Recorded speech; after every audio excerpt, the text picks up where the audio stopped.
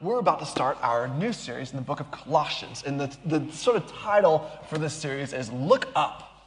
Look Up. And there's a reason for that. There's a reason for a couple different things. First of all, I and others spend probably a lot of time like this. And it's going to sound like I'm going to slag off mobile phones, and I'm not, but we spend a lot of time like this. And we spend a lot of time scrolling, and we spend a lot of time head down, and we spend a lot of time looking at this sort of thing and checking my map because I need to know where I'm going. And I just got a text, and there's also an email. There's also, oh, by the way, this really pithy meme that somebody just forwarded me. And there's also this bit of news and headlines, and I wonder what the weather is. And I wonder what the weather actually in Morocco is like right now. That just is curious to me. And oh yeah, I also had this other idea, and I wonder about that. And so every bit of wherever my mind wanders,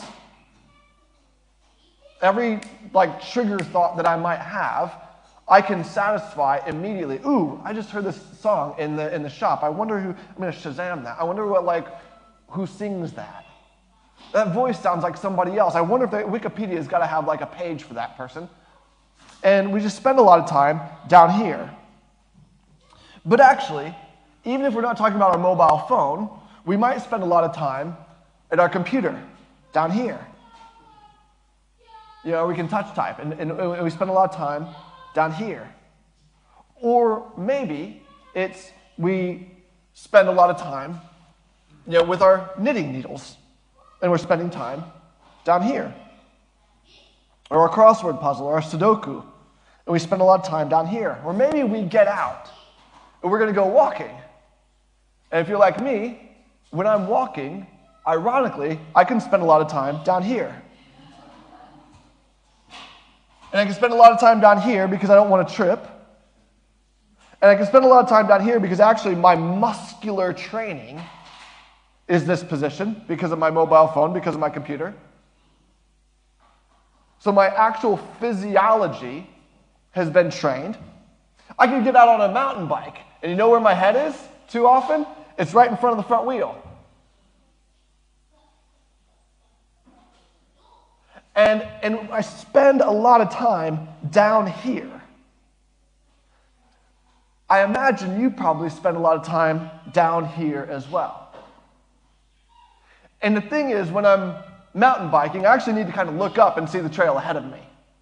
I can actually go a lot faster and have a more exciting ride if I get my face away from just my front wheel and look up a bit.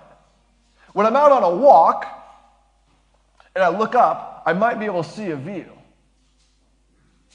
Or I might be able to see a bird or a tree or something of interest. I can kind of know where I'm at. I could walk around like this and have no idea anything else around me. Have no idea where I'm at. Have no idea what's important. But I'm always just down here. And down here winds me up too, because down here, this is all there is. So if I'm on this, and I get an email that winds me up, I'm down here.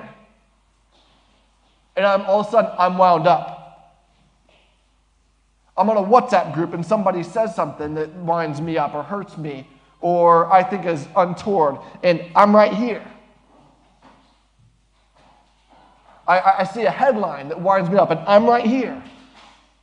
And everything's right here. And it might not be, again, it might be while I'm knitting. Not that I knit. I would love to, though. I would love to knit myself in my own jumper. That would be cool. How awesome would that be? Anyway, that's a whole other kettle of fish for another time. And I could just sit, and I could, in that being right here, I could just stew on my own stuff.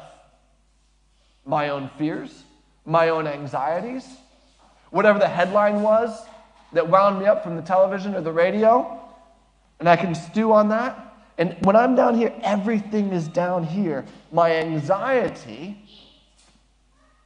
can go through the roof because I can get in a downward spiral of my own stuff down here.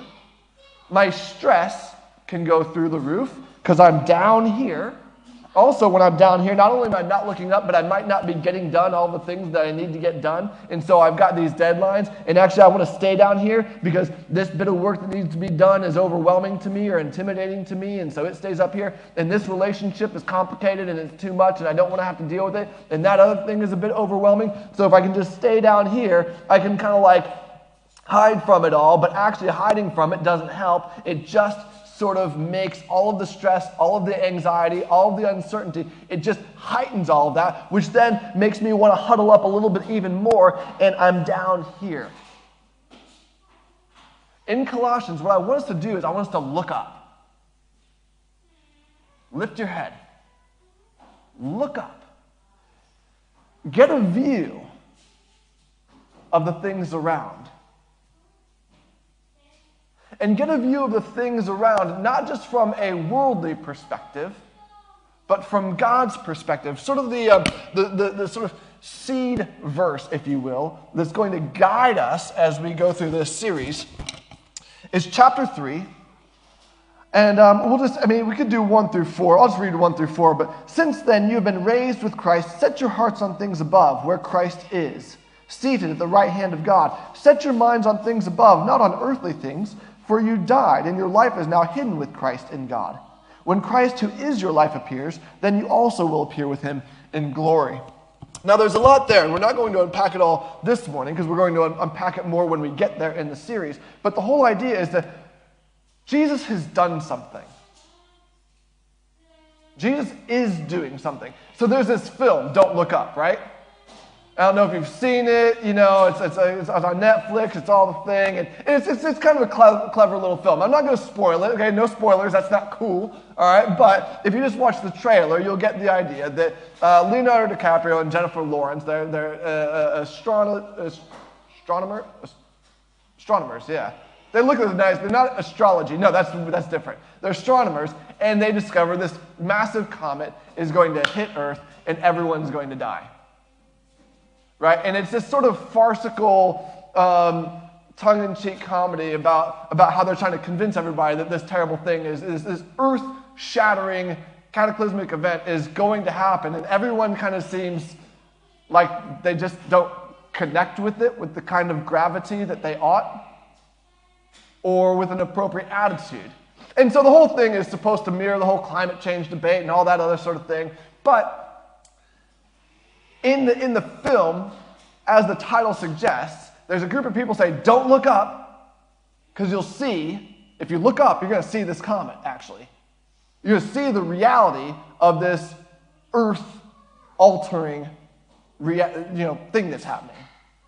And this other group of people saying, look up. Just look up. You'll see it. Well, actually, as Christians, that's kind of been what we've been doing for 2,000 years.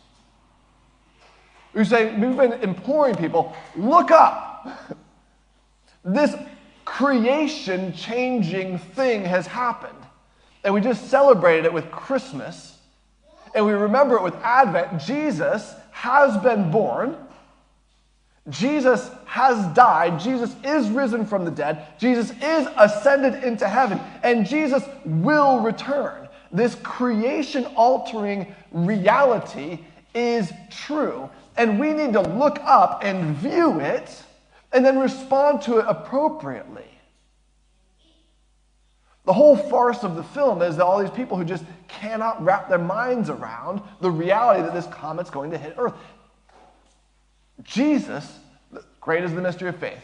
Christ has died, Christ is risen, Christ will come again.